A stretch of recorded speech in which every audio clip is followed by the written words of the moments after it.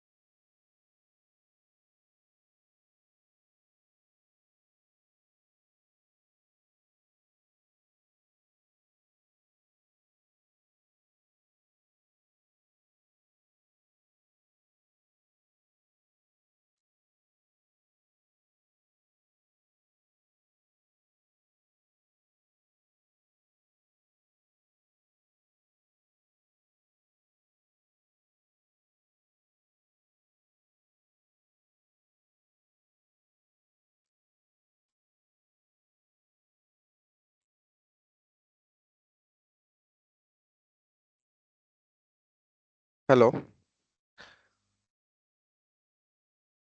জি, আসসালামু আলাইকুম। হ্যাঁ, আসসালামু আলাইকুম।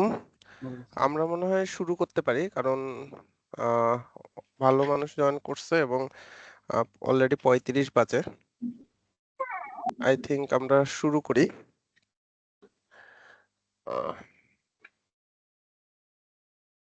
আমার স্ক্রিন কি দেখা যাচ্ছে? জি হ্যাঁ স্ক্রিন দেখা যাচ্ছে। জি ভাইয়া। হ্যাঁ, আমি একটু রেকর্ডিংটা অন করে দিই। ও আচ্ছা, রেকর্ডিং মনে হয় অনই আছে।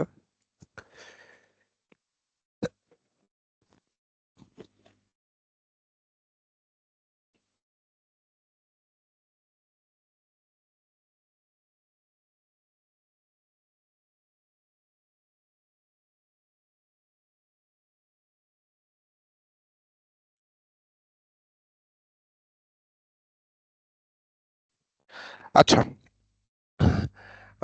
আসসালামু আলাইকুম এভরিওয়ান, সবাইকে রমজানের শুভেচ্ছা। আমরা আজকের সেশনটা আমাদের হলো প্রজেক্ট ম্যানেজমেন্টের উপরে।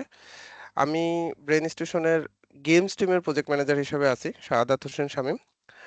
আমি আপনাদের এই প্রজেক্ট ম্যানেজমেন্ট সম্পর্কে কিছু জিনিস দেখানোর চেষ্টা করব, যতটা না প্রেজেন্টেশনে দেখাবো। মানে এখানে আসলে থিওরি অত বেশি আলোচনা আমি করতে চাই না। আহ, আমি হলো আপনাদের রিয়েল লাইফ প্রজেক্ট দেখে যে আমরা কিভাবে একটা প্রজেক্ট মেনটেন করি বা কিভাবে একটা প্রজেক্ট রান করা হয় সেইগুলা দেখাবো। তারপরও সামান্য কিছু বেসিক আমরা আগে দেখে নিব, তারপর হলো আমরা রিয়েল কেস স্টাডি দেখবো ইনশাল্লাহ। তো একটা minute। আচ্ছা, প্রজেক্ট ম্যানেজমেন্টটা কি? মানে এটা কিন্তু আমরা সবাই জানি যে প্রজেক্ট ম্যানেজমেন্ট কি, যে একটা প্রজেক্ট যে কোনো কিছু বানাইতে গেলে ওইটা একটা প্রজেক্ট মানে ম্যানেজ করতে হয়, তো ওইটাই আসলে প্রজেক্ট ম্যানেজমেন্ট। তো মানে যদি আমি থিওরিক্যাল ভাষায় বলি তাহলে সেটা হলো the process of planning, executing and the closing project. তো এইটাই হলো প্রজেক্ট ম্যানেজমেন্ট। মানে খুবই সিম্পল ভাষায়, যে আপনি একটা প্রজেক্ট আসছে, আপনি এটার জন্য প্ল্যানিং করছেন, তারপর এক্সিকিউশন করছেন এবং শেষে ডেলিভার করছেন বা ক্লোজ করছেন। এই পুরো প্রসেসটা কে বলা হয় প্রজেক্ট ম্যানেজমেন্ট, যে যেভাবে ম্যানেজ করা হয় আর কি। আচ্ছা, প্রজেক্ট ম্যানেজমেন্ট কেন লাগে? কারণ এটা অন ট্র্যাকে আছে কিনা, তারপর কত টাকা খরচ হইলো বা লসে চলে গেছে কিনা, বা কোনো রিস্ক আছে কিনা, তারপর আমরা ঠিকভাবে ডেলিভারি করতে পারছি কিনা, এইগুলার জন্য প্রজেক্ট ম্যানেজমেন্ট লাগে। এই যে আপনারা যে সবাই বিভিন্ন টিমে কাজ করতেছেন, বিভিন্ন প্রজেক্টে কাজ করতেছেন, তো এটার জন্য তো একটা প্ল্যানিং লাগছে এবং দিন শেষে আপনারা এটা একটা ডেলিভার করবেন। তো এই ফুল প্রসেসটাও কিন্তু প্রজেক্ট ম্যানেজমেন্টের মধ্যে পড়ে। তো আপনারা যদি এটা চিন্তা না করেন যে কত দিনের মধ্যে আপনারা বানাইতে পারবেন, কি কি রিস্ক আছে, কিভাবে কে কোন কাজ করবে, এইগুলো যদি আপনারা আগে থেকে ডিফাইন না করেন তাহলে কিন্তু আপনারা দিন শেষে আহ, ভালো প্রজেক্ট ডেলিভার করতে পারবেন না, বা দেখা যাবে যে আপনারা যে গোল ঠিক করছিলেন সেই গোলে পৌঁছাইতে পারবেন না।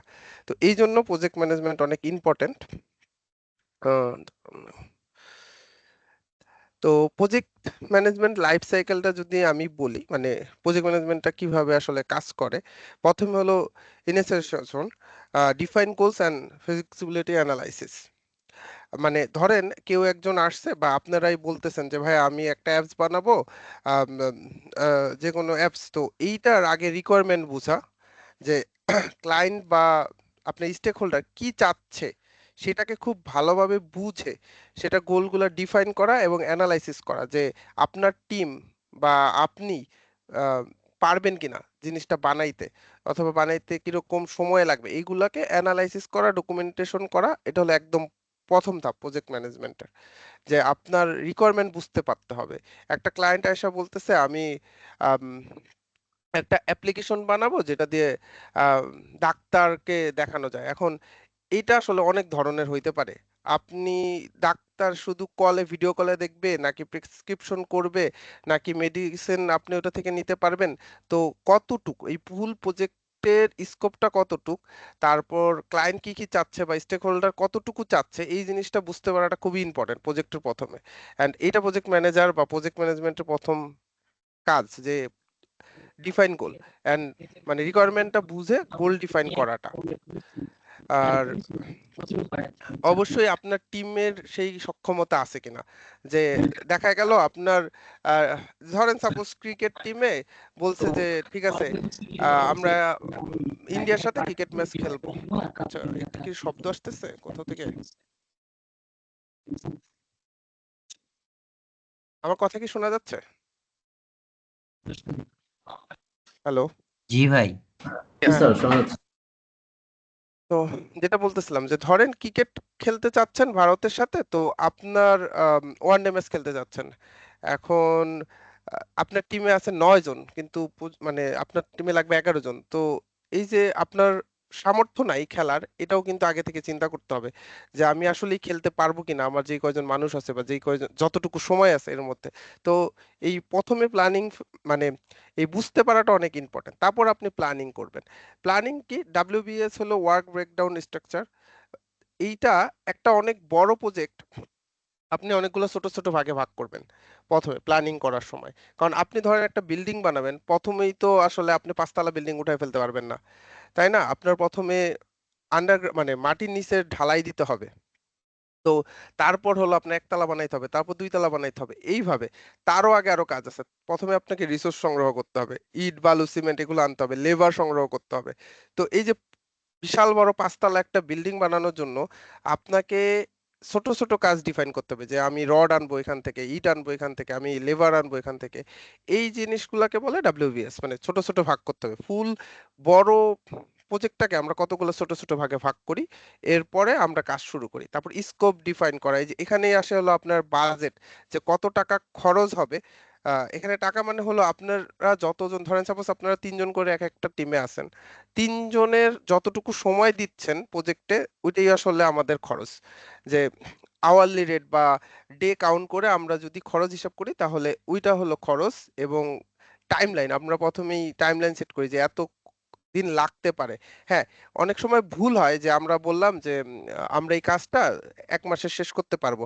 অনেক সময় দেখা যায় আমরা 1 মাসে শেষ করতে পারি না, যদি ওইটা আসলে ভুল এস্টিমেশন হয়। কিন্তু আস্তে আস্তে আস্তে আস্তে আপনি এক সময় দেখবেন যে ঠিক এস্টিমেশন করতে পারছেন। প্রথম দিকে অবশ্যই এস্টিমেশন অ্যাকুরেট হবে না, অনেক সময় বেশি হবে, অনেক সময় কম হবে। তো এই প্ল্যানিং, মানে প্রথমে আমরা রিকোয়ারমেন্ট অ্যানালাইসিস করব, তারপর প্ল্যানিং করব, এরপর আসে এক্সিকিউশন। এখন আপনার কাজ শুরু করতে হবে। আপনি টাস্ক, যদি প্রজেক্ট ম্যানেজার হন, আপনার টিমে তো 5-6 জন থাকবে বা 2-3 জন থাকবে। আপনার এখন টাস্ক এলোকেশন করতে হবে। ধরেন আপনার একটা ওয়েবসাইট বানাচ্ছেন, ব্যাক এন্ড ফ্রন্ট এন্ড আছে। তো ব্যাক এন্ডের কাজ যদি আপনি ফ্রন্ট এন্ডের মানুষকে দেন, তাহলে কিন্তু কাজ হবে না। আর ফ্রন্ট এন্ডের কাজ যদি ব্যাক এন্ডের মানুষকে দেন, তাহলে হবে না। বা কিউএ যে আছে আপনার টিমে, তাকে যদি আপনি ডেভেলপমেন্টের কাজ দেন, তাহলে কিন্তু হবে না। তো আপনাকে এই টাস্ক এলোকেশনটা খুব ভালোভাবে বুঝতে হবে এবং করতে হবে যদি প্রজেক্ট ম্যানেজার হন।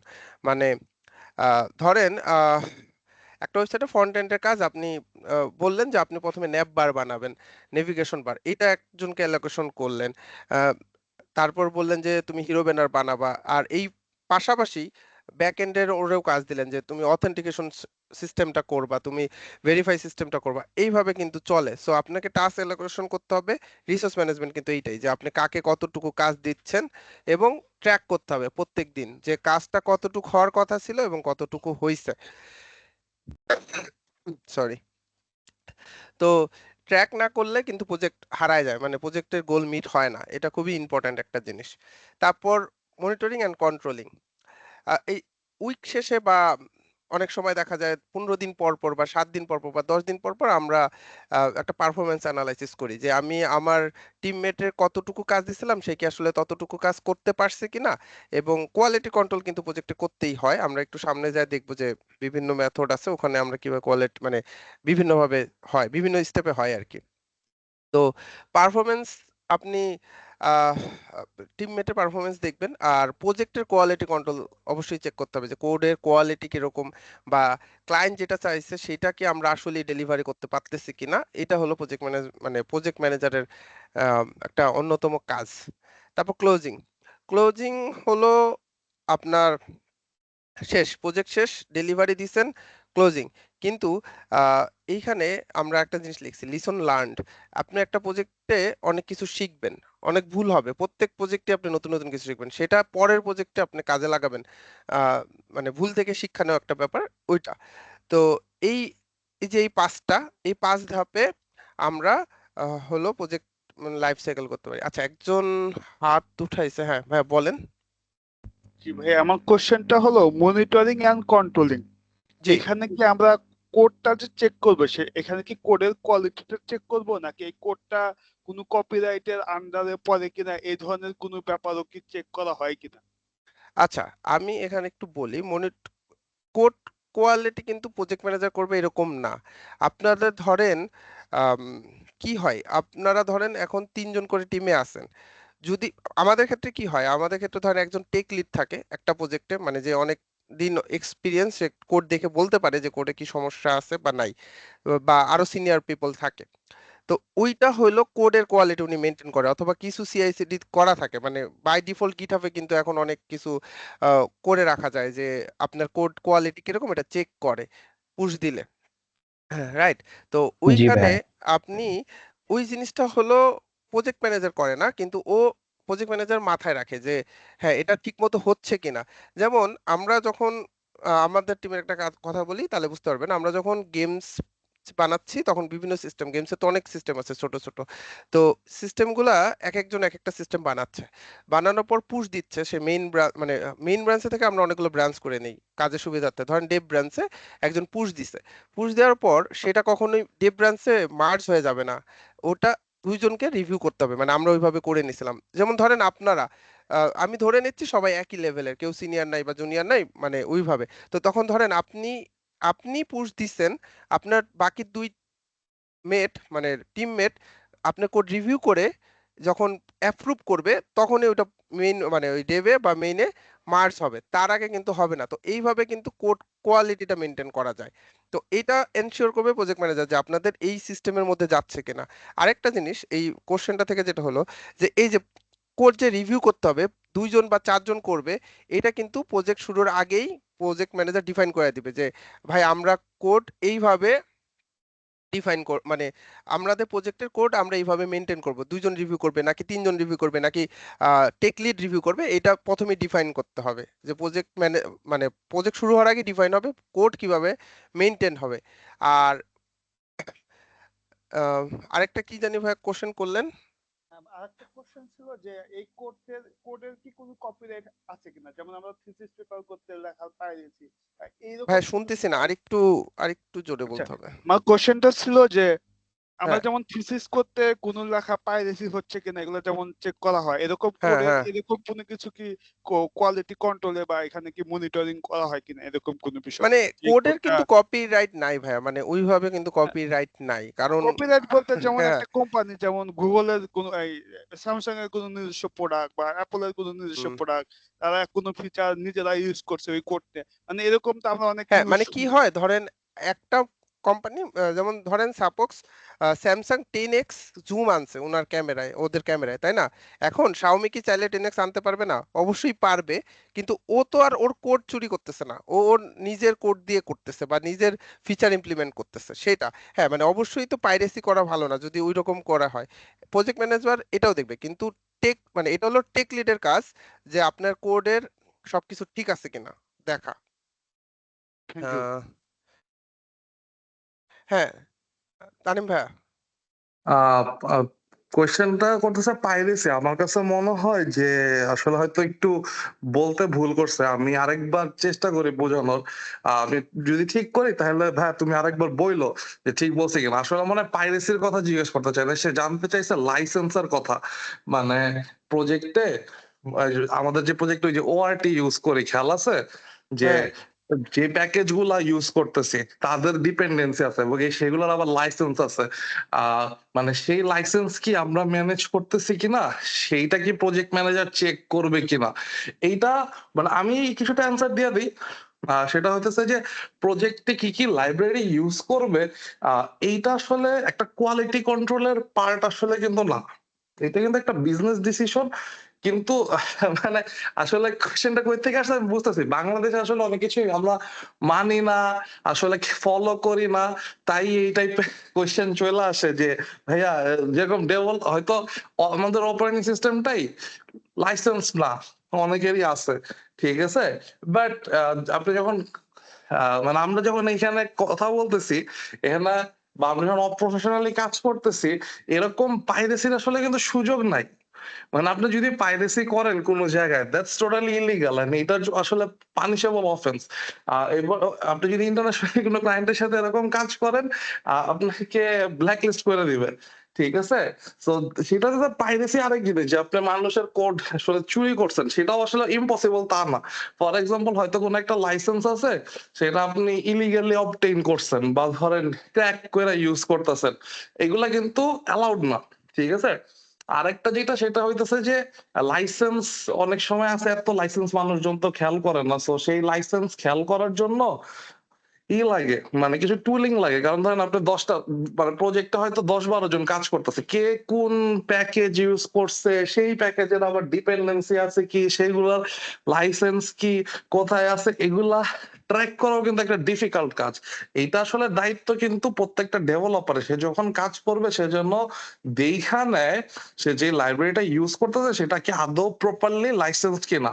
এখন ধরেন দেখলেন কোন একটা লাইসেন্স আছে যেটা আসলে একটু চ্যালেঞ্জিং ইনস্ট্যান্টলি আসলে ডেভেলপারের দায়িত্ব হইলো ম্যানেজমেন্টকে জানানো বা পিএম কে জানানো যে ভাইয়া আমার এই লাইব্রেরিটা ইউজ করতে হবে বাট এই লাইব্রেরিটা পেইড এটা না ফ্রি না অথবা এটা যদি ওপেন সোর্সও হয় এটা কপি লেফটে তো এই টাইপের জিনিস আসতে পারে এবং এটা অবশ্যই ম্যানেজমেন্টকে জানাতে হবে ম্যানেজমেন্ট ডিসাইড করবে যে এই লাইব্রেরিটা আদৌ ইউজ করবে না অল্টারনেটিভ কিছু হবে নাকি নিজেদের কাস্টম ইমপ্লিমেন্টেশন হবে এবং যারা আর কি এখানে আছেন তারা যদি চান যে আপনাদের সিস্টেমে এরকম লাইসেন্স ম্যানেজমেন্ট ঠিক মতো হইতেছে কিনা সেটা টেস্ট করতে একটা টুল আছে নাম ওআরটি এটা ওপেন সোর্স এটা যেটা করে যে আপনার যত প্যাকেজ আছে সেগুলো লাইসেন্স গুলো চেক করে এবং তার যে ডিপেন্ডেন্সি প্যাকেজ আছে সেগুলো লাইসেন্স চেক করে এবং শেষে একটা রিপোর্ট দেয় যে কোন কোন চ্যালেঞ্জিং লাইসেন্স থাকতে পারে তখন এটা দিয়ে একটা ফিল্টার করা যায়। ঠিক আছে হোপফুলি আমি অ্যান্সার দিতে পারছি না থাকলেও কিছু জ্ঞান শেয়ার করলাম আর কি। Thank you. আমি এক্স্যাক্টলি এই কোশ্চেনটাই করেছিলাম। এক্স্যাক্টলি ব্যাপারটা। আচ্ছা আরেকটা জিনিস হ্যাঁ হলো মানে পাইরেসি আর লাইসেন্স কিন্তু একটু ডিফারেন্ট হ্যাঁ সো হ্যাঁ এটা আর কি ডিফারেন্সটা আর কি বোঝা ইম্পর্টেন্ট হয়তো আর আমি কি। অ্যানালজিটা দিতে ভুল করছি, হুম, মানে হুম। এটার জন্য সরি। হ্যাঁ কোন টেকনোলজি ইউজ করতেছেন আপনি মানে আমি কোন স্ট্যাক পিএইচপি তে কাজ করতেছি। না মানে না পিএইচপি জি জি জি পিএইচপি।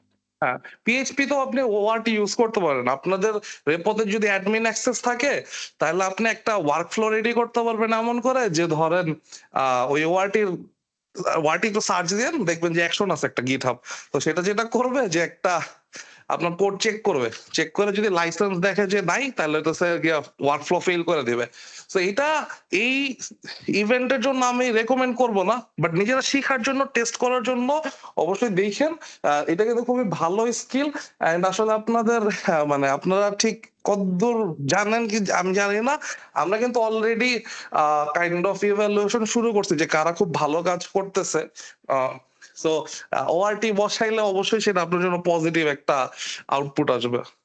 ইনশাআল্লাহ I will try. Thank you for suggestion. Thank you Tanim ভাইয়া।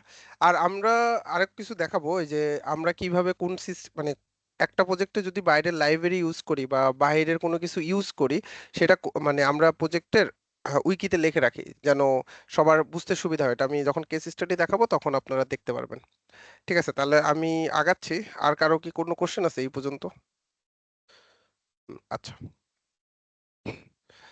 আচ্ছা এটা মেথোডোলজি আমরা সবাই শুনছি এগুলা ওয়াটারফল অ্যাজাইল হাইব্রিড লিন এগুলা আমি জাস্ট একটুখানি বলি মানে আমি ডিটেলসে যাব না কারণ এগুলা আসলে বললে এগুলা প্রত্যেকটা নিয়ে আলাদা আলাদা সেশন নেওয়া যায়। তো ওয়াটারফল হলো আমরা প্রথমে একটা প্রজেক্ট ডিফাইন করি রিকোয়ারমেন্ট অ্যানালাইসিস করি সিস্টেম ডিজাইন করি তারপর এটার ইমপ্লিমেন্টেশন করি তারপর টেস্টিং করি তারপর ডিপ্লয়মেন্ট করি এরপর মেনটেনেন্স করি। এটার একটা বড় সমস্যা হলো আমরা যখন কাজ শুরু করতেছি তখন এটা যদি একবার মানে বাগটা কিন্তু অনেক পরে ধরা পড়ে কারণ ইমপ্লিমেন্টেশন করার পর আমরা টেস্টিং এ যাই। এই কারণে এটা মানে আগে অনেক ইউজ হলো এখন আসলে সফটওয়্যার ইন্ডাস্ট্রিতে এটা খুব কম ইউজ হয় ওয়াটারফলটা বর্তমানে। আর অ্যাজাইল হলো খুব বড় প্রজেক্টকে আমরা ছোট ছোট কিছু ভাগে ভাগ করি স্প্রিন্টে ভাগ করি অথবা স্ক্রাম বলে স্ক্রামে করি অথবা কানবানে করতে পারি দুইটা জিনিসে করতে পারি অ্যাজাইল। মানে ছোট খুব বড় প্রজেক্টকে ছোট ছোট ভাগ করে এক উইকের বা 10 দিনের একটা করি মানে স্ক্রাম করি যেটার মধ্যে স্প্রিন্ট করি যেটার মধ্যে আমরা কাজ ভাগ করে নেই সবকিছু চলে এর মধ্যে ক্লায়েন্টও ফিডব্যাক দিতে পারে প্রত্যেক স্প্রিন্টে কিন্তু চেঞ্জ হয় আমরা এটা দেখবো একটু পরে। তো এখানে আর করতেছি না। আর লিন আসলে টয়েটর একটা থেকে আসছিল লিন এইটা খুব অপ্রয়োজনীয় কাজ সব বাদ দিয়ে কাজ করে, এইটাও অনেক জায়গায় ইউজ হয়, এটাও ফ্লেক্সিবল। আর হাইব্রিড হলো ওয়াটারফল আর অ্যাজাইল মিলে, মানে এটা আমি অত বেশি ডিসক্রাইব করতেছি না এখন, আমরা পরে দেখবো আর কি। আচ্ছা, the role of project manager, একটা প্রজেক্ট ম্যানেজারের কি কি রোল থাকতে পারে? প্রথম কথা হলো তার লিডারশিপ স্কিল থাকতে হবে এবং টিম মোটিভেশন দিতে হবে। আপনি যদি আপনার কথায় টিমকে চালাইতে না পারেন, তাহলে আসলে প্রজেক্ট ম্যানেজার মানে প্রজেক্ট ম্যানেজমেন্টে ফেল হবে। কারণ ধরেন আপনি আপনার এক টিমমেটকে একটা টাস্ক দিচ্ছেন, সে যদি এটা না করে তাহলে কিন্তু দিন শেষে পুরো টিমই ফেল করবে, কারণ ওর টাস্ক করা না হলে ওই জায়গাটা ফেল, অ্যান্ড এটার উপর অনেক ডিপেন্ডেন্সি থাকতে পারে, যার কারণে পুরো প্রজেক্টটা ফেল হইতে পারে। তো লিডারশিপ এবং টিম মোটিভেশন দিতে পারাটা খুবই ইম্পর্ট্যান্ট একটা প্রজেক্ট ম্যানেজারের জন্য। যে আপনি মোটিভেশন, এখন মোটিভেশন কি সবসময় টাকা দিয়ে দেওয়া যায়? না, অনেক সময় কথা দিয়ে দিতে হয়, অনেক সময়, হ্যাঁ অনেক সময় টাকাও দিতে হয়, অনেক সময় খাওয়াইতে হয়, অনেক কিছু করতে হয়, অনেক কিছু করে আপনার মোটিভেশন দিতে হবে আপনার টিম মেম্বারদের। তাদের কারেন্ট সিচুয়েশন বুঝতে হবে, অনেক সময় অনেকের মন খারাপ থাকতে পারে, অনেকের অনেক অ্যাক্সিডেন্ট হইতে পারে। এই জিনিসগুলো মাথায় রেখে ওইভাবে আপনার টিমকে চালাইতে হবে। Communication and stakeholder management, project ম্যানেজারের এটাও অন্যতম একটা কাজ। সেটা কি, আপনার টিমের সবাই সাথে আপনার খুব ভালো কমিউনিকেশন রাখতে হবে, প্রত্যেক দিন দেখতে হবে কারা কি কাজ করতেছে, কোনো সমস্যা করতেছে কিনা। এটা হলো আপনার টিমের সাথে। এবং স্টেক হোল্ডার মানে যদি ক্লায়েন্ট থাকে বা আপনার সিএক্সও লেভেল থাকে, তাদের সাথেও কিন্তু আপনার এই প্রজেক্টের আপডেট প্রত্যেক দিন দিতে হবে, বা প্রতি মানে টাইম পিরিয়ড পর পর দিতে হবে। সো কমিউনিকেশন এবং স্টেক হোল্ডার ম্যানেজমেন্ট এটাও লাগবে প্রজেক্ট ম্যানেজারের। রিস্ক ম্যানেজমেন্ট এবং প্রবলেম সলভিং, একটা প্রজেক্ট শুরু করার পর যা প্ল্যান করছি সেইভাবেই চলবে এরকম কোনো কথা নেই, কারণ বেশিরভাগ সময় চলে না। সো দেখা যায় যে কোনো না কোনো সমস্যা আসতেছে, দেখা যাচ্ছে আপনি চিন্তাই করেন নাই এমন একটা বাগ হঠাৎ করে আসবে, তো সেটা সলভ করতে অনেক সময় চলে যেতে পারে। তখন আপনাকে সেটা কিভাবে আপনি টাইমের মধ্যে শেষ করবেন সেটা আপনাকে ডিফাইন করতে হবে। অন্য কোন কাজকে কম প্রায়োরিটি দিয়ে এটাকে বেশি প্রায়োরিটি দিবেন নাকি কিভাবে করবেন, সেটা হলো প্রজেক্ট ম্যানেজারের কাজ। এবং একটা প্রজেক্টের শুরুর আগে কি কি রিস্ক আসতে পারে, যে আহ, ধরেন সাপোজ এই যে এই মাসের আগে আমরা যদি একটা কোনো স্প্রিন্ট বা কোনো কিছু প্রজেক্ট শুরু করতে যাচ্ছিলাম, তো এটা রমজান মাস, রমজান মাসে কি কি সমস্যা হতে পারে এটা কিন্তু প্রজেক্ট ম্যানেজার আগে থেকে জানা উচিত। যেমন এখানে প্রোডাক্টিভিটি অনেক কমে যায়, দেখা যায় ইফতারের সময় বা তারাবির সময় অনেক মানে কাজ হয় না, বা ইফতারের আগে দিয়ে মানুষের আহ, কমে যায়, প্রোডাক্টিভিটি কমে যায়। তো এই জিনিসগুলো মাথায় রেখে কিন্তু আপনার প্ল্যানিং করতে হবে। সো প্রজেক্ট শুরুর আগেই আপনাকে জানতে হবে বা মানে ধারণা করতে হবে যে কি কি রিস্ক থাকতে পারে একটা প্রজেক্টে। এবং ডিসিশন মেকিং এবং কনফ্লিক্ট রিলেশনস, সো একটা ডাটা ডিপেন্ড ডিসিশন নিতে পারতে হবে একটা প্রজেক্ট ম্যানেজারে। আপনি ডাটা দেখবেন প্রত্যেক উইকে আপনার টিমমেটরা কিভাবে কতটুকু কাজ করছে, যদি দেখা যায় যে একজন একটু কম করছে, কেন করছে সেটা বের করে সেটা সলভ করার ট্রাই করা, বা একজন কাজ করতেছে না, হঠাৎ হঠাৎ ছুটিতে চলে যাচ্ছে, এরকম অনেক হইতে পারে। একটা প্রজেক্ট চলাকালীন সময় দেখবেন আপনার টিমমেট ছুটি নিছে ক্রুশিয়াল মোমেন্টে, তখন আপনি এটা কিভাবে হ্যান্ডেল করবেন, এইটাও মানে প্রজেক্ট ম্যানেজারের কাজ। এটা কিন্তু টেকলি দেখবেন, এটা প্রজেক্ট ম্যানেজারে দেখতে হবে। সো ওইভাবে আপনাদের করতে হবে। তারপর আমরা যাই, আহ, যেটা বললাম রিস্ক ম্যানেজমেন্ট ইন প্রজেক্ট, এটা খুবই ইম্পর্টেন্ট একটা জিনিস। যে আপনার রিস্ক কি কি হইতে পারে, ওই যে বললাম যে বাগ আসতে পারে, টেকনিক্যাল রিস্ক, ফাইনান্সিয়াল রিস্ক, যে আপনার ধরেন সাপোজ আপনার ক্লায়েন্টের আচ্ছা আমরা কোশ্চেনটা নেই, হ্যাঁ ভাই বলেন। শোয়েব আক্তার, মাইকটা অন করে বলেন ভাই প্লিজ। ভাই এটা কি সফটওয়্যার ইঞ্জিনিয়ারিং এর পার্ট? জি ভাইয়া, প্রজেক্ট ম্যানেজমেন্ট সফটওয়্যার ইঞ্জিনিয়ারিং এর পার্ট। কেন? জি ভাই, মানে অনেকটা একটু মিলতেছিল তো এই জন্য আর কি। হ্যাঁ, মানে প্রজেক্ট ম্যানেজমেন্ট শুধু সফটওয়্যার ইঞ্জিনিয়ারিং পার্ট এরকম না, আপনি যে কোনো জিনিস যান বা যে কোনো জায়গায় যান, প্রজেক্ট ম্যানেজমেন্ট তো অবশ্যই ইম্পর্টেন্ট। মানে ওই যে বললাম, যদি আপনার একজন না থাকে ফুল, আপনারা দেখছেন বিল্ডিং বানানোর সময় একজন কন্ট্রাক্টর থাকে বা একজন হেড থাকে যে সবকিছু দেখে, বা একটা বিল্ডিং এর কন্ট্রাক্ট মানে কন্ট্রাক্টর থাকে, দেখছেন না? হ্যাঁ, কেন থাকে? হ্যাঁ ভাই। কারণ যেন ওই ফুল প্রসেস গুলো সবসময় ঠিক থাকে। আমরা ওদের হয়তো প্রজেক্ট ম্যানেজার বলতেছি না, কিন্তু এই প্রজেক্ট ম্যানেজমেন্টটা কিন্তু সব জায়গায় লাগে। মানে আপনার ক্রিকেট খেলা দেখেন, ম্যানেজার আছে, ফুটবল খেলা দেখেন, ম্যানেজার আছে, কেন আছে? ও তো খেলতেছে না নাইমা, কিন্তু আছে তো, তাই না?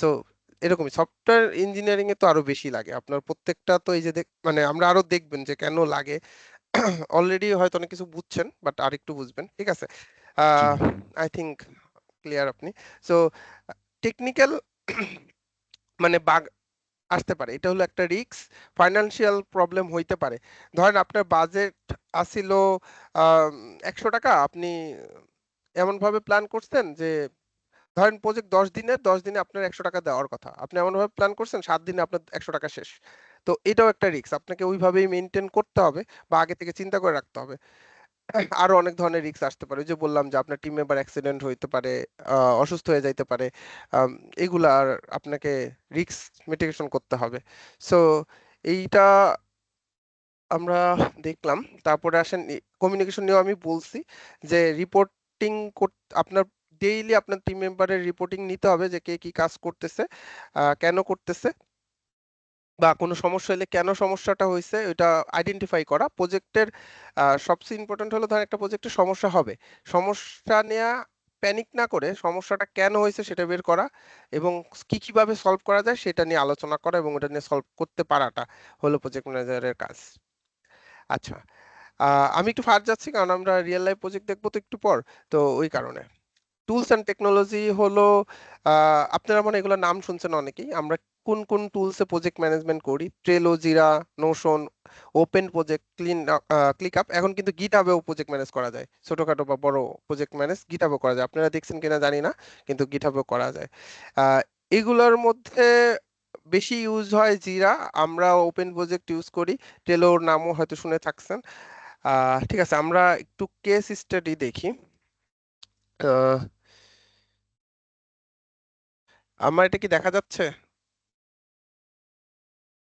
জি ভাই হ্যাঁ দেখেন ওপেন প্রজেক্ট আমি বললাম না ওপেন প্রজেক্টে আমি আমাদের আহ, কিছু রিয়েল লাইফ জিনিসগুলো দেখাই তাহলে আপনারা হয়তো আরো ক্লিয়ার হবেন জিনিসটা এটা হলো আমাদের আরো কি কি প্রজেক্ট আছে সেটা তো আমি প্রথমে একটা ভালো প্রজেক্ট দেখাচ্ছি এটা হলো আমাদের একটা game 2D game code and কাওয়াস tycoon management টাইপের একটা গেম এই এই প্রজেক্টটা করার আগে আমরা অনেক প্ল্যান করছি তো আমি একদম প্রথমে প্রজেক্ট মানে আমরা চিন্তা করছি যে এই টাইকুন গেম বানাবো বানানো শুরু করে দিছি এরকম না প্রথমে আমরা ডিসকাস করছি হলো আহ, কি বানাবো কতটুকু বানাবো কিভাবে বানাবো কি কি ফিচার থাকবে এগুলা তো গেমের জন্য একটা থাকে কিন্তু সেটা হলো জিডিডি গেম ডিজাইন ডকুমেন্ট আর আপনাদের জন্য থাকবে এসআরএস সবাই নিশ্চয়ই নাম শুনছেন তাই না মানে আপনাদের সব মানে যেটা বানাচ্ছেন সেটাতে আসলে কি কি থাকবে গোল কি এই পুরো প্রসেসটা আগে কিন্তু ডিফাইন করে নিতে হয় একটা প্রজেক্ট শুরু হওয়ার আগে তো এইটাই আমরা এখানে করছি যে গেম ওভারভিউ কন্টেন্ট জনরা এগুলো সব এখানে আমরা খুব সুন্দরভাবে লিখছি তারপর কোনো লিঙ্ক মানে এইগুলোতে আরো ভালো করে লেখা আছে তো এইটা হলো আমাদের আমরা কি বানাইতে যাচ্ছি সেটা ডকুমেন্টেশন এখন এই প্রজেক্ট বানাইতে গেলে কিছু সিস্টেম লাগবে এই যে ব্রেকআউট সিস্টেম ডিএক্স বল মনে হয় এখানে অনেকেই খেলছেন অথবা দেখছেন তো ওইটার একটা সিস্টেম তো ওইটার অ্যাকসেপ্টেবল ক্রাইটেরিয়া কি এইভাবে আমরা ডিফাইন করি কম্পোনেন্ট কি থাকবে তারপর কি হলে আমি একসেপ্ট করব এটা আমার ডেভেলপার আমাকে বুঝাই দেবে দিন শেষে যে ভাইয়া আপনার এগুলা অ্যাকসেপ্টেন্স ক্রাইটেরিয়া ছিল এগুলা এই যে হয়েছে আমি দেখবো দেখে আমি এটা বলবো ওকে হ্যাঁ হয়েছে তো এগুলা ডিফাইন করা তারপর এই যে আরেকটা কোর গেম প্লে মেকানিক্স সেটা হলো এখানে কি কি থাকবে প্যাডেল মুভমেন্ট করবে এগুলা সো এইভাবে ডিফাইন করতে হয় এই যে একটা ভাই কোশ্চেন করছিলেন না যে ওই যে পাইরেসি বা লাইসেন্সিং তো দেখেন আমরা এই প্রজেক্টে আগে ডিফাইন করছি যে এই প্রজেক্টের জন্য আমরা কি কি ইউজ করব কোন কোন প্যাকেজ ইউজ করব যে audio system for F mode এটা আমরা ইউজ করব অডিও সিস্টেমের জন্য এটা লিঙ্ক দেওয়া আছে ডিটেলস দেওয়া আছে এন্ড এটা লাইসেন্স লাগবে না কারণ এটা আমাদেরই বানানো আর লাইসেন্স লাগলেও সেটা আমরা ওখান থেকে নিতে পারি সো এই যে আপনি যদি আগে থেকে ডিফাইন করা থাকে যে আপনি কি কি করবেন বা দেখেন ইউজ নাও হইতে পারে আমরা ইউজ করতেও পারি সো ওই জন্য আমরা আগে থেকে রেখে দিছি মানে আমাদের মাথায় যখন আমরা গেমসের প্রথমে আলোচনা করছি বা প্ল্যানিং করছি তখনই আমরা জানি মানে তখন আমরা যতটুকু বুঝতে পারছি ততটুকু আমরা মানে নোট ডাউন করে ফেলছি যে কি কি ইউজ করা যাইতে পারে, যদি সামনে আরো আসে তা আমরা এখানে অ্যাড করে দিব। তো এই দেখেন আমরা অনেক কিছু এখানে দিছি, কন্ট্রোল সেটিং, তারপর button icon, resource manager, better reminder. So এগুলো হলো গেমস এর জন্য প্যাকেজ, এগুলা ওপেন ফ্রি, এগুলো আমরা ইউজ করি। ফ্রি বলতে আমাদেরই বানানো, এই যে এখানে যদি যান তাহলে দেখতে পারবেন। তো বাট এগুলো ওপেন ইউপিএম এ আছে। সো এগুলো আমরা নিই। তারপর স্মল অ্যামাউন্ট অফ ইউজ, এগুলো হবে কম ইউজ, ওগুলো লেখা আছে। And other packages not use, এগুলো আমরা ইউজ করতেছি না সেটাও লেখা রাখছি। মানে এইটা আসলে সব প্রজেক্টে দরকার নাই, এটা আমরা লেখা রাখছি কারণ আমরা যেসব প্যাকেজ বানাইছি এখানে এই দুইটা আমরা এই গেমস এর জন্য ইউজ করতেছি না। এটা আমাদের অন্য একটা, মানে আমরা কতটুকু প্যাকেজ ইউজ করতে পারছি সেই জন্য এখানে রাখা হয়েছে। আচ্ছা, এইবার আমি আপনাদের একটা জিনিস দেখাই। এটা গেল প্রজেক্ট শুরুর আগে আমরা এগুলো ডিফাইন করে নিছি। আহ আচ্ছা, এটাতে আসতেছি। তার আগে এটা হলো ওভারভিউ পেজ, যেখানে আমরা সবকিছু ট্র্যাক করি যে এটা অন ট্র্যাকে আছে কিনা। আহ তারপর প্রজেক্ট মেম্বার কারা কারা। আরেকটা জিনিস আমি একটু দেখাই, আমার একটু টাইম দেন। হ্যাঁ, আচ্ছা, এই প্রজেক্টটা শুরু করার আগে আমরা 3 মাসের একটা টাইম নিছি যে আমরা ভার্টিক্যাল স্লাইস বানাবো। এটা আমরা একটা ফেজ ডিফাইন করছি। এখন এই ফেজে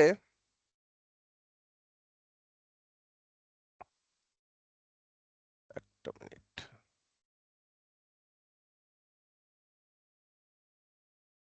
আচ্ছা, এই ফেজে অনেকগুলা স্প্রিন্টে ভাগ করছি। খুব ধরেন এই দেখেন, এখানে দেখা যাচ্ছে যে game art planning, research and prototyping. গেমের আর্টের জন্য কি হবে, game asset creation and implementation, এগুলা হলো গেম রিকোয়ারমেন্ট অ্যানালাইসিস। একদম প্রথম যে স্প্রিন্টটা ছিল সেটা ছিল এইটা, game requirement analysis and planning. ওই যে আমি বললাম যে প্রথমে আমাদের প্ল্যানিং করতে হবে। সো এইটাই আমরা ধরেন 1 সপ্তাহের মতো সময় দিছি, সময় দিয়ে সব প্ল্যানিং করছি। তখন আমরা বের করছি যে তখন আমরা এই যে স্প্রিন্ট দেখতেছেন 8টা, এই 8টা স্প্রিন্টে পুরো ভার্টিক্যাল স্লাইসকে ভাগ করছি। বেসিক এমপ্লয়মেন্ট ম্যানেজমেন্ট, এটা হলো প্রথম স্প্রিন্ট। এইটার এখন আমি যদি দেখাই যে এটার কাজগুলো কি ছিল, এটাকে আমরা অনেকগুলা ভাগ, এই একটা স্প্রিন্টকে আমরা আবার কয়েকটা ইউজার স্টোরিতে ভাগ করছি। ফেস কিন্তু ভার্টিক্যাল স্লাইস, আপনারা একটু মনোযোগ দিয়েন এখানে, এটা হয়তো এলোমেলো হয়ে যাইতে পারে ওই জন্য বলতেছি।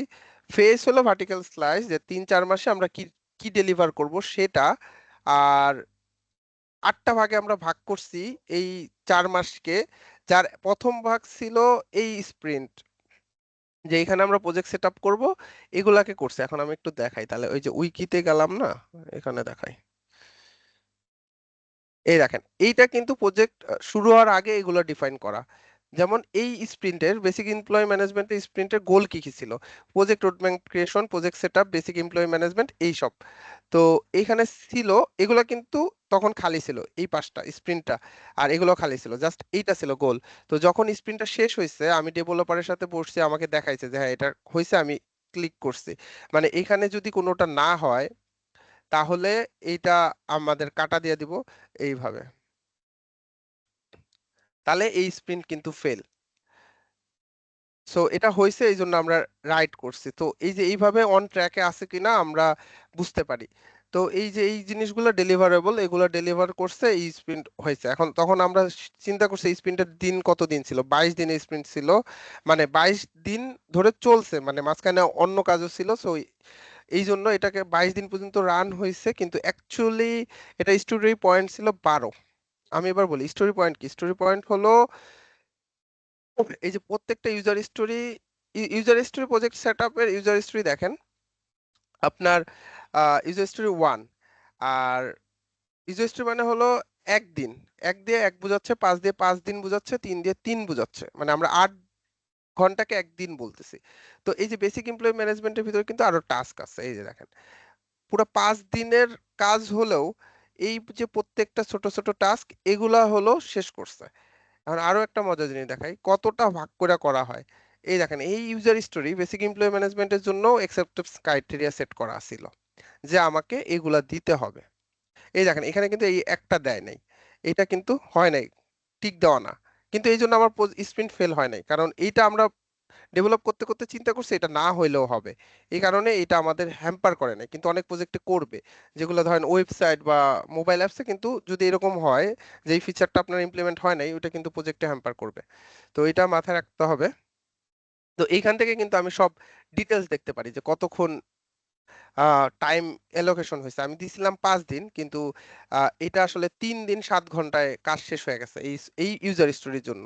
তো এটা আমি ওভার এস্টিমেট করছি, হ্যাঁ, বা আমার ডেভেলপার ভালো কাজ করছে এরকম হইতে পারে।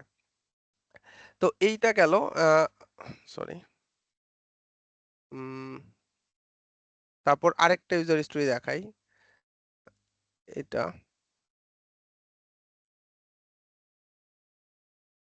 এটাকে সরাই দেব। আচ্ছা, এটা দেখেন এখানেও কিন্তু আছে যে এটার ইউজার স্টোরির জন্য আমার অ্যাকসেপ্টেন্স ক্রাইটেরিয়া আছে। আই থিংক আমি বুঝাইতে পারছি যে আমরা ফুল প্রজেক্টটাকে ছোট ছোট স্প্রিন্টে ভাগ করছি, 8টা স্প্রিন্টে ভাগ করছি।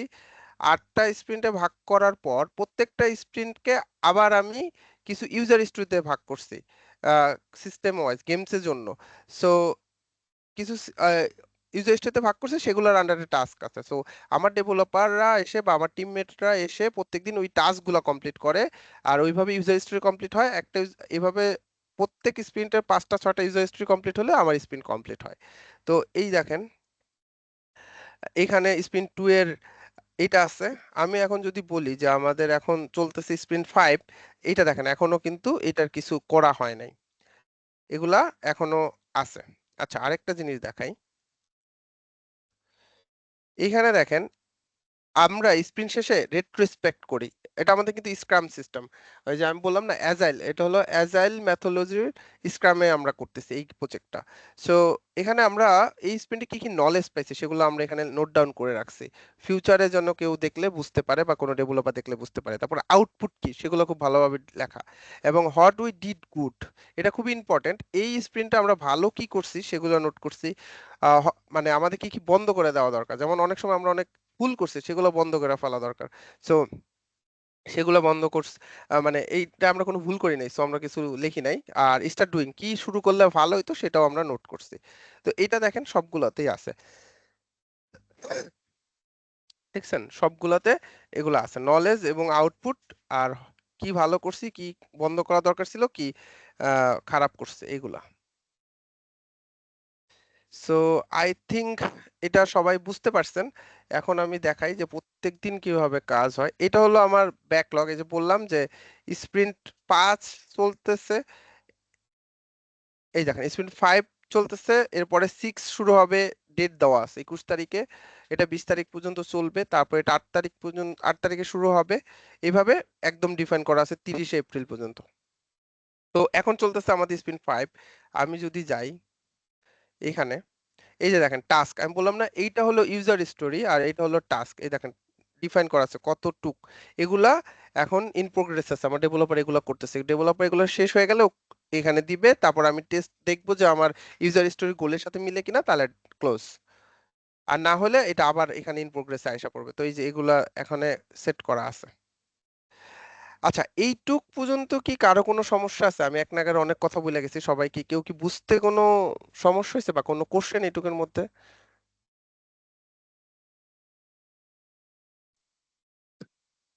আচ্ছা, আমি এর মধ্যে ছিলাম না। আমরা কি এটা কভার করছি যে ওপেন প্রজেক্ট কেন ইউজ করা হইতেছে, অন্য টুল কেন না?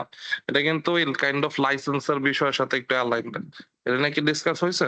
না, ওইটা বলি নাই, বলছি যে আমরা ওপেন প্রজেক্ট ইউজ করি, মানে হ্যাঁ, এটা একটু ডিটেইল বলা দরকার যে কেন, কি। মানে মার্কেটে তো অনেক হুম, প্রজেক্ট ম্যানেজমেন্ট টুল আছে।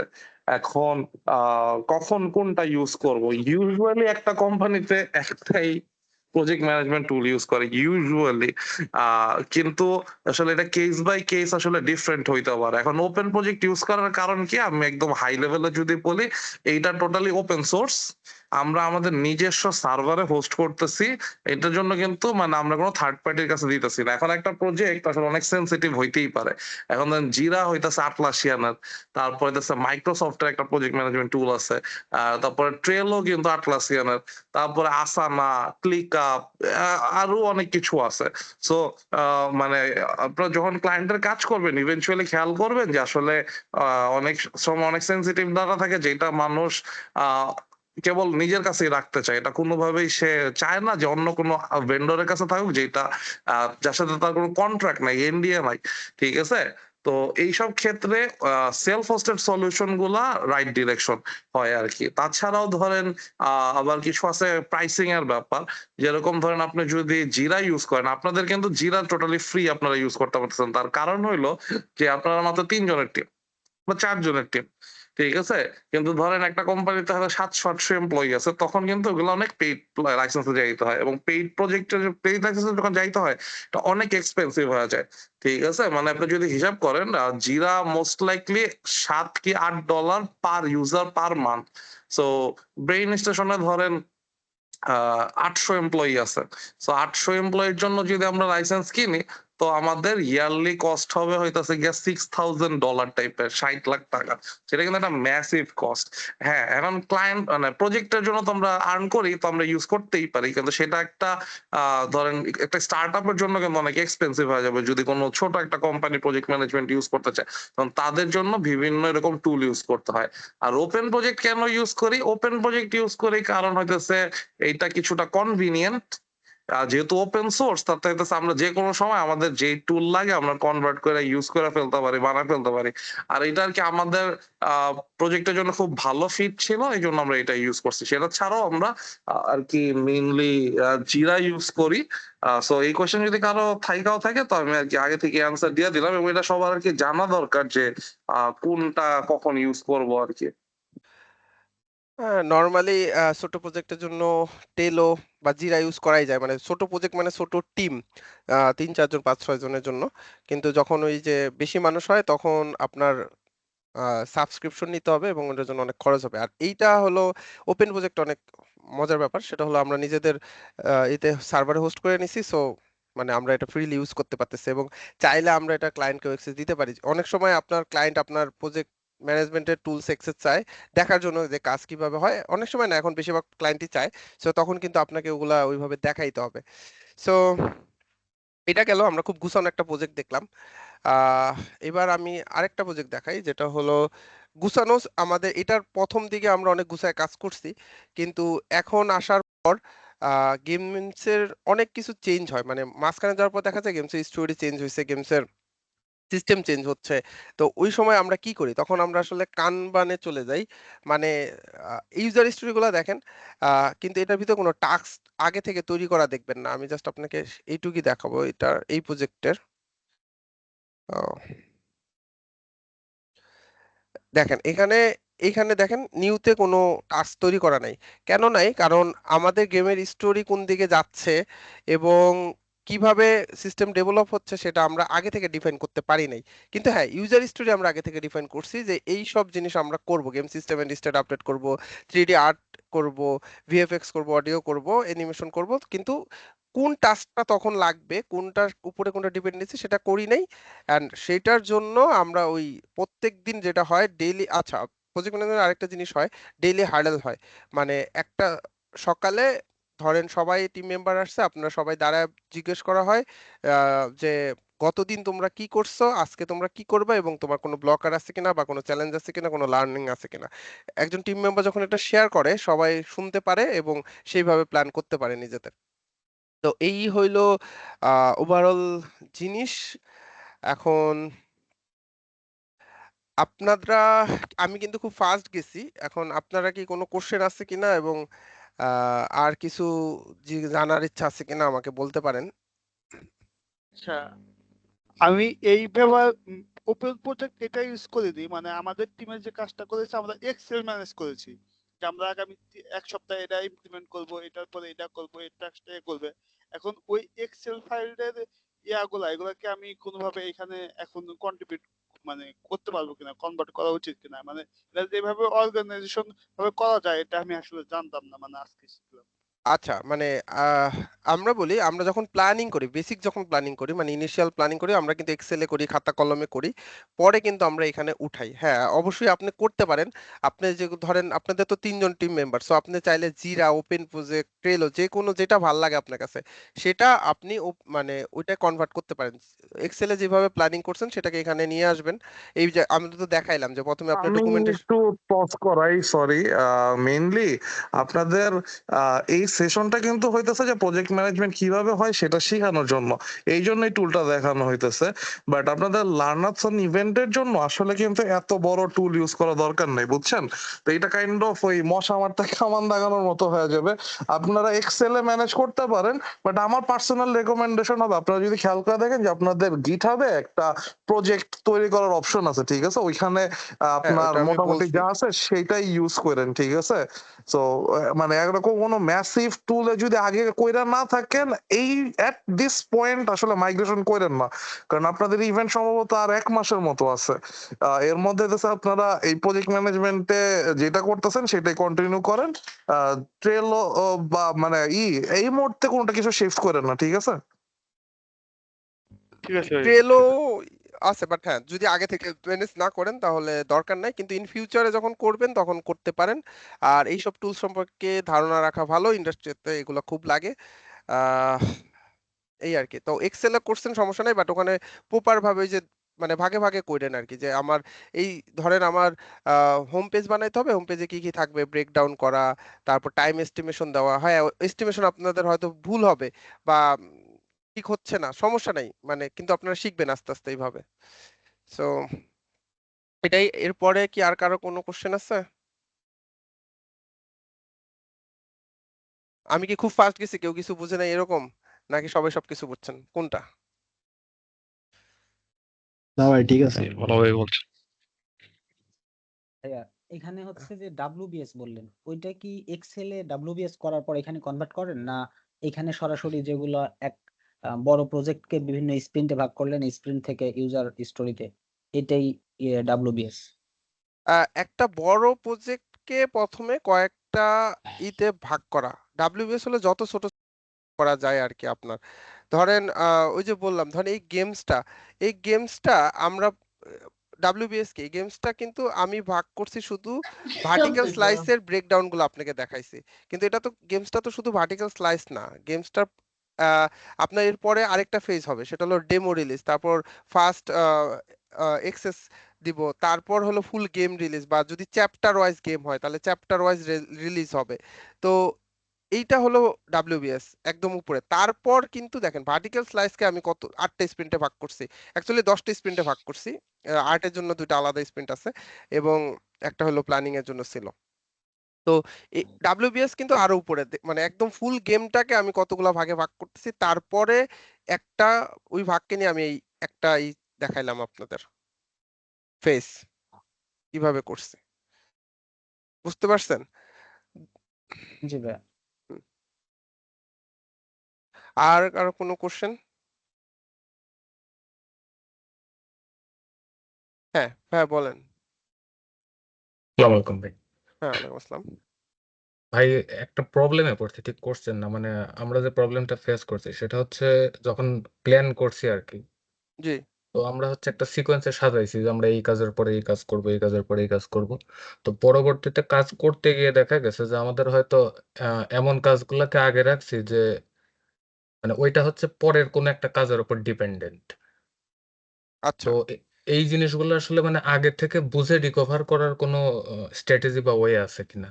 সেটা হলো অভিজ্ঞতা। আপনার যখন আস্তে আস্তে করতে করতে অভিজ্ঞতা হবে তখন করবেন। যেমন এই জন্য একটা জিনিস করতে পারেন, সেটা হলো দেখেন মাস্টার ব্যাকলগ নামে আমরা একটা জিনিস করছিলাম।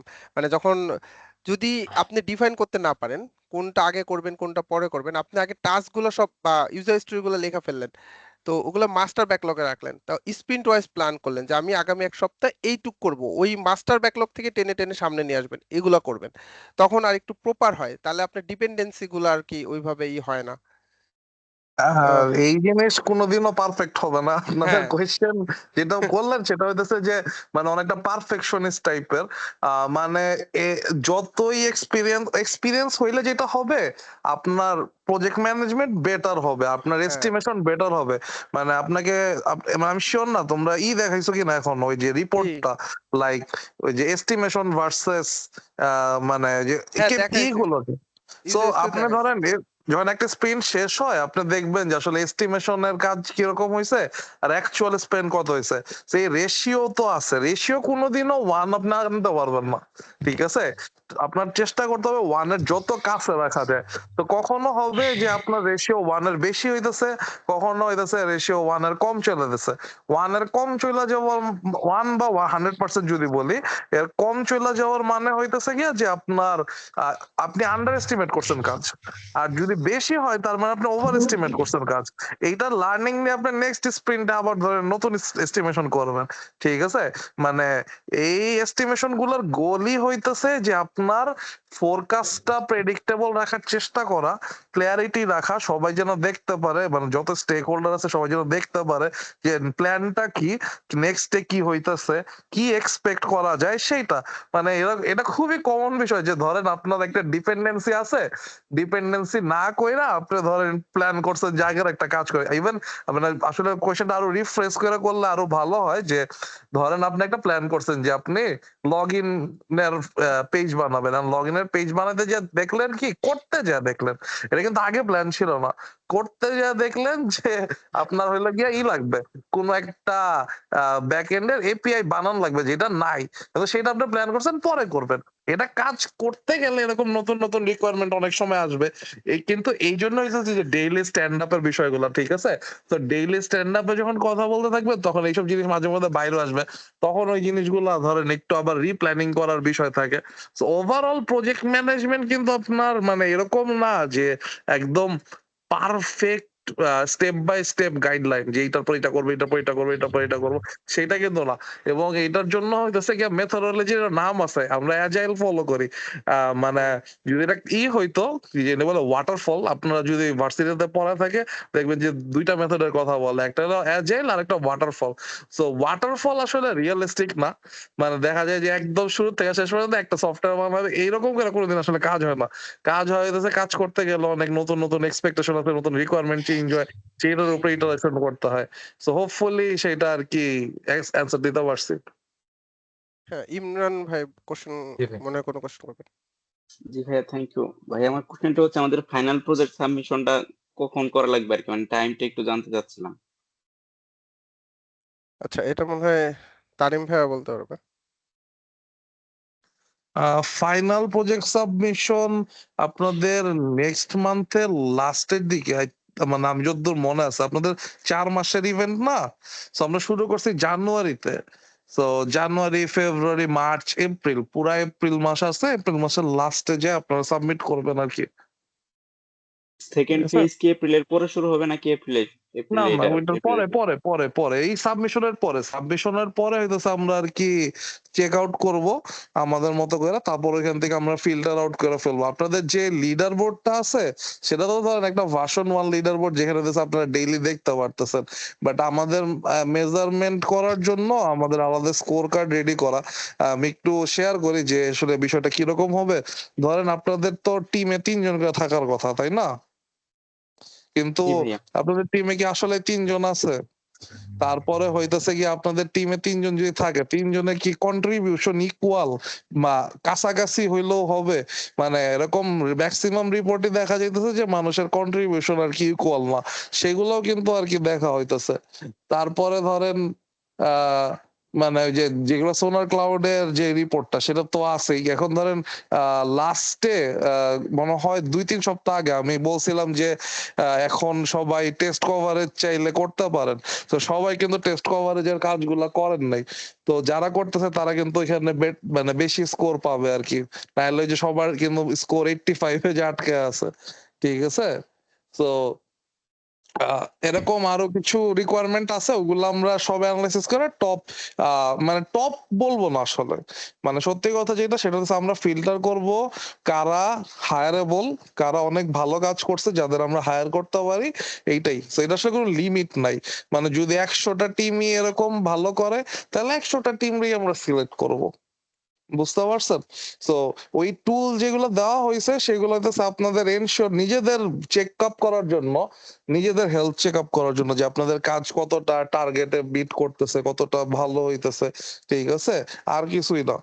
সো মানে ডু ইউর বেস্ট। মানে আমি অলরেডি অনেক মেন্টরের কাছে শুনছি যারা তাদের টিম সম্পর্কে অনেক ভালো কথা বলছে, যে এবং মানে ইভেন রাইসুল ভাইও বলছে যে যারা রেডি তাদেরকে আমরা হয়তো ইমিডিয়েটলি হায়ারও করে ফেলবো, ঠিক আছে। সো গুড নিউজ দিয়া দিলাম আর কি আজকেই। জি তো ভাই, thank do you. Your are best, আপনারা আপনাদের বেস্ট করলে আসলে এখান থেকে ভালো আউটপুটই আসবে, এইটুকু হলো আমি জানাইতে পারবো। জি ভাই, আমার আহ, আরেকটা কোশ্চেন ছিল, সেটা হচ্ছে সোনার ক্লাউডে আমরা হচ্ছে ইনিশিয়ালি ওই শুরুর দিকে মেইন ব্রাঞ্চে আচ্ছা মানে আচ্ছা আচ্ছা, ওয়েট আমাদের আমি একটু থামাই। এই সেশনটা হইতেছে গিয়া প্রজেক্ট ম্যানেজমেন্টের উপরে। সো প্রজেক্ট হ্যাঁ, ম্যানেজমেন্ট রিলেটেড কোয়েশ্চেন থাকলে সেগুলো করেন, আর যদি মানে অর্গানাইজিং টাইপের কোনো কোয়েশ্চেন থাকে আপনি ফোরামে পোস্ট করেন, কিন্তু আমি অ্যান্সার দিতেছি। সো ওই আমরা রিলেট থাকি, মানে হ্যাঁ ফোকাস মানে থাকি আর কি। ফোকাস থাকে। জি ভাই, থ্যাংক ইউ ঠিক ভাই। আছে, জামিল ভাই মনে হয় কোনো কোশ্চেন করতে চাচ্ছিলেন। জি ভাই, আসসালামু আলাইকুম। হ্যাঁ, ওয়ালাইকুম হ্যাঁ, আসসালাম। আমাদের এখানে একটা কোশ্চেন ছিল যে আমাদের ওয়ার্কফ্লোর মধ্যে অনেকগুলো স্টেজ ছিল, যেটা হচ্ছে work in progress, testing, stage release, product release. তো ওখানে টেস্টিং যে ফেজটা ছিল, ওখানে আমরা আমাদের ফিচার গুলাকে বেসিক্যালি এখন আপাতত লাগানোর জন্য কিভাবে করে চেক মানে টেস্টিং করলে সবচেয়ে ভালো প্রসিডিউরাল হবে? আমরা কি ম্যানুয়ালি টেস্টিং করবো নাকি অন্য কোনো প্রসেস ইউজ করতে পারি? ফিচার আপনারা চাইলে ম্যানুয়াল করতে পারেন, আর যদি কোডে অটোমেশন করা থাকে, মানে আগে থেকে টেস্ট কেস লেখা রাখেন, তাহলে ওইটা হলে বেশি ভালো। যে আপনি একটা ফিচার ডেভেলপ করার আগে টেস্ট কেস লেখা রাখছেন, ফিচার ডেভেলপ করার পর টেস্ট কেস রান করছেন, টেস্ট হয়ে গেছে, ওইটা এক ধরনের টেস্ট। আর ম্যানুয়াল টেস্ট তো অবশ্যই লাগবে, কিছু তো ম্যানুয়াল টেস্ট লাগে, কারণ মানকি টেস্টিং বলে একটা কথা আছে। কারণ আপনি ধরেন একটা জিনিস বানাইছেন, সেটার মধ্যে উড়াধুরা কিছু ইনপুট না দিয়ে যদি টেস্ট করা না হয়, তাহলে এটা আসলে ইন ফিউচারে ভালো হয় না আর কি। সো ম্যানুয়ালও করতে পারেন, আর টেস্ট কেস লেখা রাখলে তো ভালো। আচ্ছা, আরেকটা ছিল যে টেস্ট যে করা হইতেছে এটার যে যে এভলিউশন রিপোর্টটা, এটা কি আমাদেরকে এখানে আমাদের যে কার্ড আকারে যে আমরা এখানে স্টোর করে রাখছি প্রত্যেকটা টাস্ক, ওখানে হুম কি হুম। রিপোর্ট গুলো রাখতে হবে, আহ, যে নাকি মানে প্রজেক্ট, নর্মালি করে রিলিজ করে দিলে হয়ে যাবে এটা? মানে আমরা যেটা করি ধরেন ইন প্রোগ্রেস থেকে ওটা টেস্টিং এ যায়, ওই কার্ডটা, তখন টেস্টার কিউএ বা টেস্টার যে আছে সেটা টেস্ট করে যদি এটা পাস হয়, তাহলে কিউএ ওইটাকে ডানে দেয়, মানে ডান ওই টাস্কটা। আর যদি না হয় তাহলে সে আবার ইন প্রোগ্রেস বা ব্যাকলগে দিয়ে দেয়, যেটাকে আবার করতে হবে। এখন আপনারা কোথায় মেনটেন করতেছেন সেটা হলো কোশ্চেন, যে কোথায় করতেছেন। আর যদি গিটে হয় তাহলে তো টেস্ট রিপোর্ট থাকার কথা। গিটহাবই করতেছেন? তাহলে তানিম ভাই ওটা কি ওখান থেকে দেখতে পারবে না, মানে টেস্ট রিপোর্ট যে টেস্টিং করতেছে, টেস্ট কেস কি লেখা আছে আপনাদের? না, ওটা এখনো জেনারেট করে নেই, মানে ওটা কাজ আপনারা ম্যানুয়াল করতেছি তো। টেস্টিং মানে এটা করতেছেন? কি কোয়েশ্চেন, হ্যাঁ, ম্যানুয়াল মানে টেস্টিংটা আমি করতেছি। শিওর না। হ্যাঁ, আমিও একটু মানে এটা কি কনফিউজড। প্রজেক্ট ম্যানেজমেন্টের টেস্ট রিলেটেড কোয়েশ্চেন নাকি হইতাছে ইভেন্টের test related question? Project project related. ইভেন্টের। আচ্ছা, না আমি তাহলে বুঝছি, আমি একটু কোয়েশ্চেনটা ভালো কোয়েশ্চেন, যে হুম। আসলে আমি যে টেস্ট করতেছি টেস্টের রিপোর্টটা আসলে কই যাবে? আপনি যে মানে মানে সব তো এক জায়গায় থাকা উচিত, তাই না? আমিও সেটাই এগ্রি করি। সো ধরেন যখন একটা টাস্ক মানে একটা টেস্ট কিন্তু হয় আসলে দেখা যায় একটা টাস্কের উপরে না, হয়তো আবার একটা যে ইউজার স্টোরি করা হয়েছে পুরো একটা জার্নি একটা ইউজারের, সেটার উপরে। তো সেটা যখন টেস্টে দেওয়া হইলো তখন একজন টেস্টার সেটা টেস্ট করবে, তার মানে তার টেস্টের জন্য অবশ্যই একটা চেক লিস্ট থাকবে, তাই না? তো হ্যাঁ, ওই যে আমি টেস্ট, কিন্তু দেখাইছিলাম ভাই যে হ্যাঁ ডেলিভারেবল কি কি, হ্যাঁ। তারপর মানে আমাদের গোল কি, এগুলো মিট করতে হবে, ওইটাই সো হলো কিন্তু টেস্টার রিপোর্ট। যখন টেস্ট করে সবগুলা টেস্ট কেস পাস করলো, সে তাহলে তো পাস করে দিল, খুবই ভালো কথা। এবং সেই জিনিসটার মধ্যে এখন আপনার কোয়েশ্চেন লাগে এটা কি ম্যানুয়াল কিনা বা অটোমেশন কিনা। এখন ধরেন অটোমেটিক টেস্ট যেগুলা সেগুলা আসলে দায়িত্ব ডেভেলপারের, টু বি অনেস্ট, মানে বা সিআইসিডি পাইপলাইনের, যে আপনার টেস্টের স্যুট আছে, টেস্ট কেস পাস হয় না, এটা ডেভেলপার দেখে নিজেই ঠিক করবে। এইটা আবার আলাদা কইরা টেস্টারে রেজ করার কোনো কারণ নাই। মানে সেটা হইতেছে তার মানে টোটাল ওয়ার্ক ফ্লো ঠিক হয় নাই। আর হইতেছে গিয়া যে টেস্টার হইতেছে ইউজুয়ালি যেটা করে সে ব্ল্যাক বক্স টেস্টিং করে, ঠিক আছে, বা ওই যে মাঙ্কি টেস্টিং ফাজি টেস্টিং যত আছে সে এই টেস্ট গুলা করে।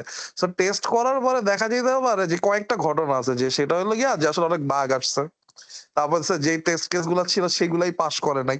তো যখন বাগ আসবে তখন আসলে নতুন টিকিট তৈরি করতে হয়। মানে টেস্টার যেটা করবে সেটা হচ্ছে নতুন একটা টিকিট বানাবে, এবং সেই টিকিটের উদ্দেশ্যটা কি, সে হলো কি আসলে দেখাবে যে এই ইস্যুটা হইছে, এক্সপেক্টেড বিহেভিয়ার কি সেটা লিখবে, আর অ্যাকচুয়াল বিহেভিয়ার কি সেটা লিখবে, এবং সেই সাথে রিপ্রোডাকশন স্টেপ গুলোও লেখা দিবে।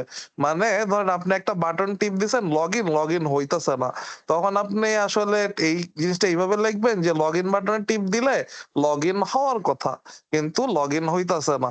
এবং রিপ্রোডাকশন স্টেপ কি, লগ ইন পেজে যা লগ ইনে আমি ইউজার নেম পাসওয়ার্ড দিছি, দেন আমি এন্টার দিছি, কাজ করে না। এটা আমি একটা ওভার সিম্পলিফাইড এক্সাম্পল দিলাম, বাট এরকম আছে নতুন নতুন মানে বাগ গেট টিকিট তৈরি করা হবে।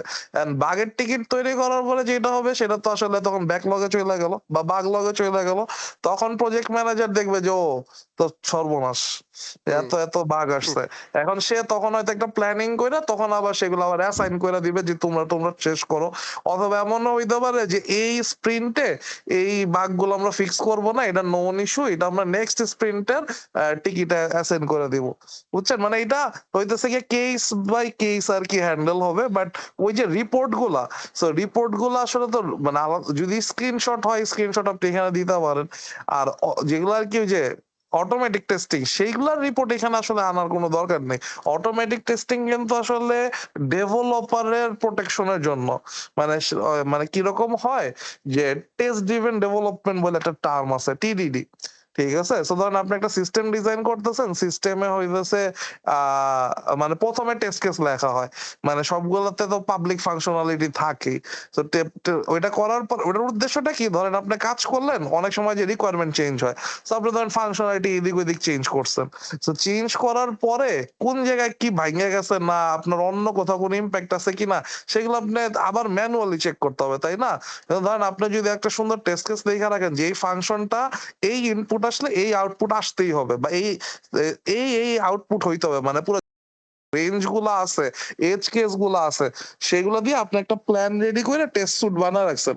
তো কথার কথা আপনি তো কাজ ছেড়ে দিচ্ছেন, অন্য কেউ আইসা ওই ফাংশনে ধরেন 2-3 লাইন চেঞ্জ করে পড়াইছে, এবং 2-3 লাইন চেঞ্জ করার জন্য কিছু এজ কেস মানে এখন আর মেনটেন হয় না। তো সে এখন এটা যদি কোড পুশ কইরা দেয় মানে মেইন ব্রাঞ্চে, তখন তো প্রোডাকশনে যা ঝামেলা। কিন্তু যদি টেস্ট কেসে রান করে দেখে যে না এই জিনিসটা ফেল করতেছে, তখনই সে বুঝবে ও আমি তো একটা কিছু ভুল করছি। সো সে কি ভুল করছে সেটা তখন টেস্ট সুট দেখেই সে বাই করে ফেলতে পারবে। ইন আ ওয়ে এটা কিন্তু একটা ডেভেলপারের প্রোটেকশন ফর ম্যানেজমেন্ট, তারপরে মেইনটেইনেবিলিটি ফর দ্য ফিউচার আর কি। হোপফুলি আনসার দিতে পারছি। প্রজেক্ট ম্যানেজমেন্ট সেশনে আমরা কিউএ সেশনও করে ফেলতেছি। আচ্ছা যাই হোক, আহ, ঠিক আছে। আহ, সম্পদ ভাই কি কোনো কোশ্চেন করবেন? হাত উঠায় রাখছেন। জি না ভাই, করছিলাম আগে। আচ্ছা আচ্ছা ঠিক আছে। আই থিংক আমরা প্রজেক্ট ম্যানেজমেন্ট সম্পর্কে কি আরো কারো কোনো কোশ্চেন আছে স্পেসিফিক?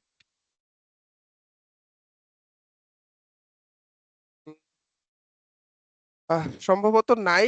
তাহলে আমরা সেশনটা শেষ করতে পারি। আহ, সবাই থাকার জন্য ধন্যবাদ। আর এরপরও যদি কোনো সমস্যা থাকে আপনারা ওখানে আমাদের ওই ডিসকর্ডে ইস্যু তৈরি করে লিখেন, ওখানে অ্যান্সার দেওয়ার ট্রাই করব। প্রজেক্ট ম্যানেজমেন্ট রিলেটেড যদি কোনো সমস্যা থাকে বা কোনো কোয়েরি থাকে সেগুলো। তাহলে আজকে এই পর্যন্তই শেষ করতেছি। আসসালামু ওকে, আলাইকুম। থ্যাংক ইউ শামীম ভাই। হুম। এন্ড ইনশাল্লাহ আমরা আরো সেশন করব, আপনাদের হেল্প লাগবে। এন্ড সবাইকে ধন্যবাদ। রমজানের মধ্যেও আমরা পার্টিসিপেট করছি। তানিম ভাইকে জন্য থ্যাংক ইউ যে আপনি কিছু হ্যাঁ, ভালো ভালো ইনপুট দিলেন। তো thank you everyone and have a good night. Bye bye. আচ্ছা 1 মিনিট সল ভাই, মানে যেহেতু তানিম ভাই, আমরা আছি, মানে একটা জিনিস জিজ্ঞেস করি যে নেক্সট ডে কিসের কমন সেশন নিলে ভালো হয়, মানে আপনাদের কি এক্সপেকটেশন? আর আমার যেটা মনে হচ্ছে যে আপনাদের একটা কিউ এর আমি সেশন এটা দেওয়া বলতে দরকার। চাচ্ছিলাম যে একটা হ্যাঁ, কিউ ঠিক এর আছে, সেশন দরকার। জোস। তাহলে আমরা ইনশাল্লাহ নেক্সট সেশনটা কিউ এর উপরে রাখবো ইনশাল্লাহ। তো হুম। ম্যানুয়াল টেস্টিং এন্ড হচ্ছে রিকোয়ারমেন্ট কিভাবে তারা অ্যানালাইসিস করে, সো এগুলো নিয়ে আর কি ইনশাল্লাহ কথাবার্তা হবে। জি হ্যাঁ, ঠিক ওকে, আছে থ্যাংক ইউ সো ঠিক আছে, much everyone, good night, thank আল্লাহ ইউ, হাফেজ, আসসালামু আলাইকুম। আসসালামু আলাইকুম। আসসালামু আলাইকুম। আসসালামু আলাইকুম আসসালামু আলাইকুম।